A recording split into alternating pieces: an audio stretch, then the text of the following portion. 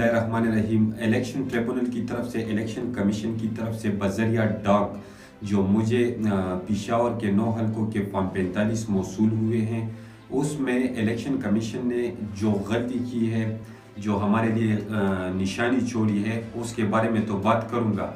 लेकिन उससे पहले जिन्होंने पाकिस्तान तहरीक इंसाफ को हराना था और हर हाल में हराना था, उसके पास 2 प्लान थे। एक प्लान ए था और एक प्लान बी था। प्लान ए इलेक्शन से पहले और प्लान बी इलेक्शन के बाद।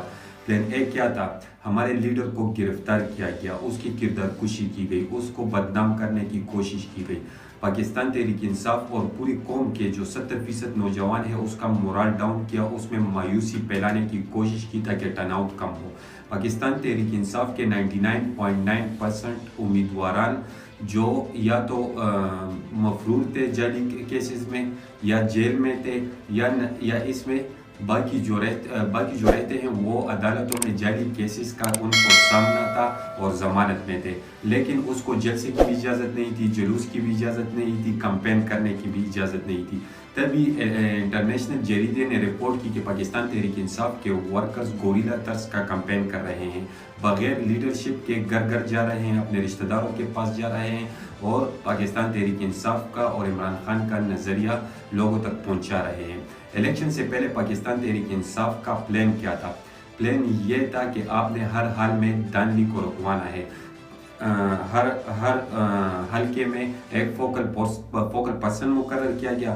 फोकल पर्सन ने तमाम पोलिंग एजेंट्स की ट्रेनिंग कराई और हर पोलिंग स्टेशन के सामने यूथ की भी ट्रेनिंग कराई कि आपने पहरा देना है इलेक्शन के दिन। इलेक्शन का दिन आता है, सुबह ये नेट बंद करते थे ताकि टर्नआउट कम हो और लोग ज़्यादा तादाद में ना निकले, ताकि हमें धांधली करने में आसानी हो। अभी 8-9 बजे के बाद जब 5 बजे आ जाते हैं, पोलिंग टाइम ख़त्म हो जाता है, तो पाकिस्तान तहरीक इंसाफ ने उनको जिम्मेदारी दी थी अपने पोलिंग एजेंट्स को कि आपने सबसे पहले जब पोलिंग शुरू होती है तो आपने पोलिंग जो बॉक्स है उसका सील देखना है, जो उसके बैलेट पेपर्स है उसकी गिनती करानी है, उसका सीरियल देखना है।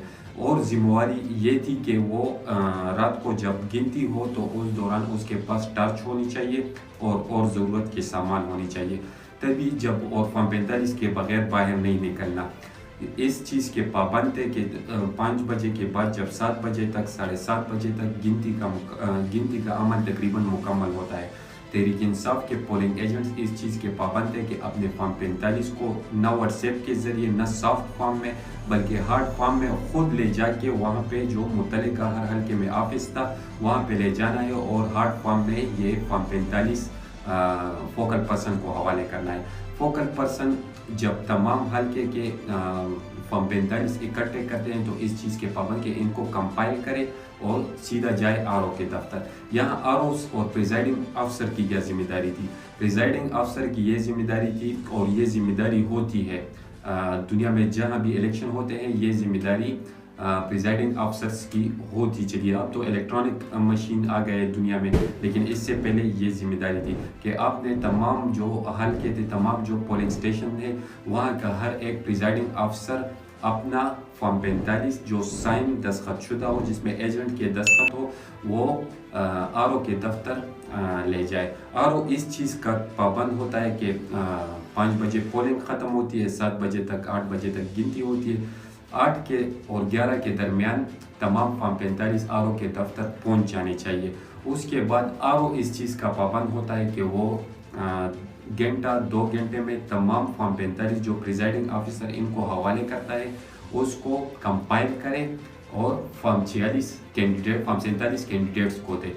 उस रात को पाकिस्तान तहरीक इंसाफ ने आरओ के दफ्तर तमाम पेशावर के MNAs जो कैंडिडेट्स थे, MPs कैंडिडेट थे, वो आरओ के दफ्तर के बाहर खड़े हो गए।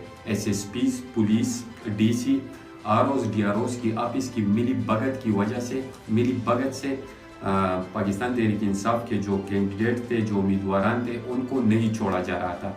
12 बजे हुए, 1 बजे हुआ, 2, 3, उसके बाद सुबह उसने जारी नतीजा जारी किया और जिनको जितवाना था उनको फॉर्म 47 दे दिया।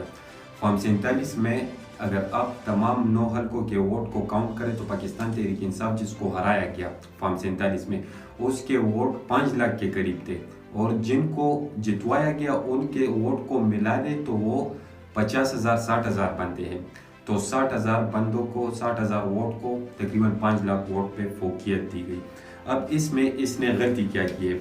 غلطی میں جس طرح میں نے پہلے کہا کہ پریزائڈنگ افسر ہر پولنگ سٹیشن میں ہوتا ہے، تو غلطی کیا کی گئی کہ اس طرف پولنگ سٹیشن ہے ناگمان کے قریب، وہ یہاں سے تقریباً 15 کلومیٹر کے فاصلے پہ ہے۔